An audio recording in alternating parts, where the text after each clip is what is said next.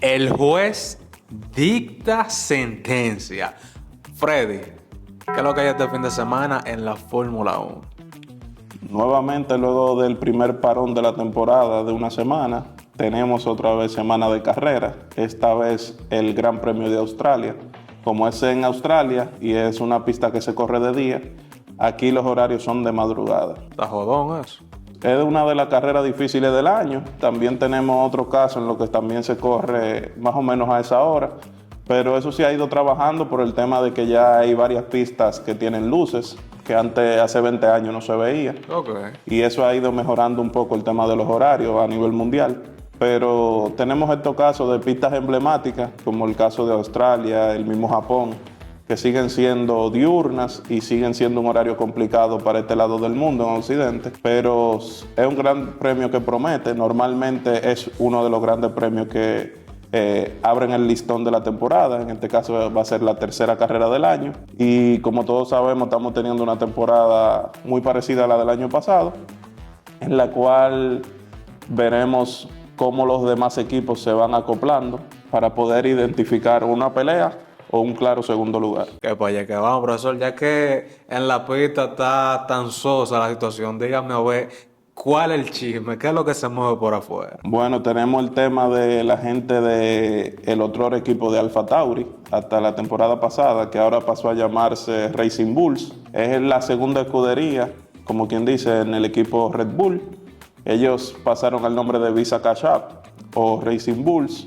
Es un equipo que cuenta con dos corredores, un corredor veterano, el caso de Daniel Ricciardo, que volvió el año pasado a mediados de temporada, luego de varios años ya fuera de la categoría de la Fórmula 1, y tuvo unos años brillantes en Red Bull a mediados de la década del 2010 al 20. Y el segundo piloto es Yuki Tsunoda, el japonés, que tienen una pelea por ver cuál piloto logra terminar en mejor posición de ambos. Es algo que se va a dar mucho en las diferentes escuderías, porque para el año que viene, el 2025, más del 50% de los pilotos no tienen asiento asegurado. Tienen que demostrar primero qué le queda en el tanque, qué pueden dar a futuro y qué pueden esperar los equipos de ellos para saber qué van a ofrecer y qué cambios están dispuestos a hacer los equipos. Tenemos el tema de Daniel Ricciardo, que es un piloto ya veterano, que no se ha visto bien en la primera carrera de este año. Se suponía que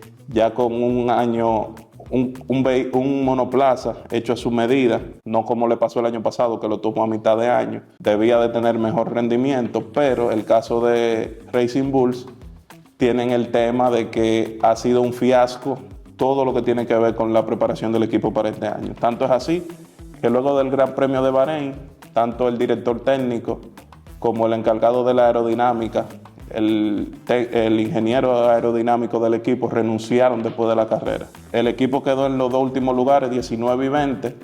Fue una carrera desastrosa, era lo que se veía venir desde la práctica y lo confirmaron en carrera, por lo que es un equipo que no se ve que tenga nada que aportar este año. ¿Cree usted que se quedan en el sótano? Es que ellos no han demostrado nada, y no es tema solamente de los pilotos, porque independientemente, como los dos están en un mismo monoplaza, lo normal es que Ricciardo le vaya mejor que a Yuki. Sí, claro. Que no es lo que ha pasado en las dos primeras carreras. Porque quedó de último. Sí. Luego en la segunda no quedaron en el sótano, pero tampoco tuvieron Muy bien. en ningún momento compitiendo por nada. Ok. Porque es un tractor corriendo con un Fórmula 1. También tenemos el caso de las declaraciones del hermano del Kaiser, Michael Schumacher, el alemán. Su hermano Ralf Schumacher se quejó hablando de que la Fórmula 1 tiene un problema, de que los pilotos están entrando en edad y no se le está dando chance a los corredores nuevos. Lo más grande que él ha hecho en su carrera deportiva como piloto de Fórmula 1 fue ser hermano de Michael Schumacher. El diablo. Pero él puede tirar su comentario. Pero porque entonces un comentario es temporáneo. Si alguien está en posición de criticar eso, no es él en este momento. Y en el momento que él debió de hacer la crítica, cuando su hermano se salió de su retiro para volver a la categoría de Fórmula 1 en el 2010 a correrme en Mercedes, ya con 41 años, que al final, cuando vemos a retrospectiva, todo el mundo estaba interesado en qué podía traer Schumacher luego de haber terminado con Ferrari de haberse retirado varios años y volvió en un Mercedes que puede traer el mejor piloto de la historia y todo esto. Al final fue un desastre. Schumacher no volvió a ser el mismo. Como todos sabemos, es normal que tú vayas perdiendo habilidades con el tiempo. Sí, claro. Y en un mundo como la Fórmula 1, en el que tú necesitas tener al 100% todas tus capacidades, no es normal que ya entrando a tus 40 años, tú puedas mantener el mismo nivel del principio. El caso de Ralph viene a criticar eso cuando él nunca estuvo en contra de que su hermano volviera en el 2010. O sea, usted le está diciendo hipócrita, sí. Claro, y si a eso nos vamos en el 2019, tan cerca como en el 2019 se tuvo la parrilla más joven en promedio en la historia de la Fórmula 1, con un promedio de 26 años y medio. Y si a eso nos vamos, este año 2024, el promedio de la parrilla es de 27.2 años. En el año que Ralf Schumacher debutó, el promedio de la parrilla era 28.5. El tigre está hablando mierda entonces. Y si a eso tú le sumas también que cuando él corría, no había límite para tu entrar. Ahora en los últimos años se puso un límite de que los pilotos, por ejemplo, el caso de Verstappen debutó con 17 años. Ok. Se puso un límite de que los pilotos no pueden debutar antes de los 18 años. Si vemos que con ese límite de 18 años que tenemos ahora, que no se tenía en esa época y como quiera ahora los pilotos son más jóvenes, tenemos que en el 2019, ya teniendo esa reglamentación de los 18 años, se tuvo la parrilla más joven y que ahora en el 2024, 5 años después, tenemos una parrilla que no ha aumentado en promedio ni siquiera un año, en 27.2. ¿Cómo tú me vas a decir a mí que la parrilla se va poniendo vieja? Y a eso súmale que en este promedio tú tienes que poner entre los 20 pilotos a un Fernando Alonso que tiene 42 años y a un Lewis Hamilton que ya está cerrando sus 30 y pico de años largos. Tú se lo quitas, cuidado, se baja... Que si tú sacas esos dos pilotos y buscas a alguien rodando los 30, pudiéramos estar hablando de que tuviéramos, si no cerca, el año con los pilotos más jóvenes en la parrilla. Porque a eso también tú tienes que sumarle a un Checo Pérez ya con 35, 36 años. Sí, ya tú tienes 3 pilotos pasando de los 35 años en una parrilla de 20.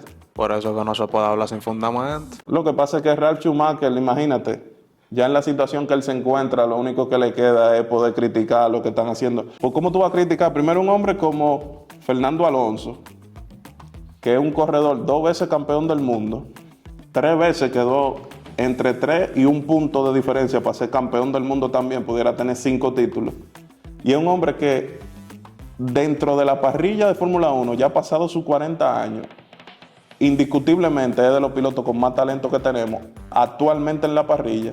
Y además, Fernando Alonso ha demostrado ser prácticamente el piloto más completo en la historia que ha pasado por el automovilismo en general. El más completo. Fernando Alonso fue campeón de go-kart en 2 categorías inferiores, campeón mundial. Fue corredor en toda la categoría de Fórmula 1, Fórmula 2, Fórmula 3. Luego se retira y se va a correr NASCAR. Luego se va a correr el Rally Dakar. Okay. Y luego gana las 24 horas de Le Mans. Entonces, tú no me puedes hablar a mí de un hombre que a esa edad, ya con 42 años, luego de hacer todo ese periplo, vuelve a la Fórmula 1 y se mantiene dando la talla. Porque si tú montas fácilmente a Fernando Alonso en un Red Bull, te puede competir en un campeonato con 42 años. Y a eso tú le sumas entonces a un Lewis Hamilton, que le sigue en edad, que es discutiblemente, si no es el mejor piloto de la historia de la Fórmula 1, es el segundo. Sí, está ahí. Únicamente discutiendo el trono con Michael Schumacher, el hermano de Ralf, porque Ralf lo único que tiene que es el hermano de Schumacher, vale destacar.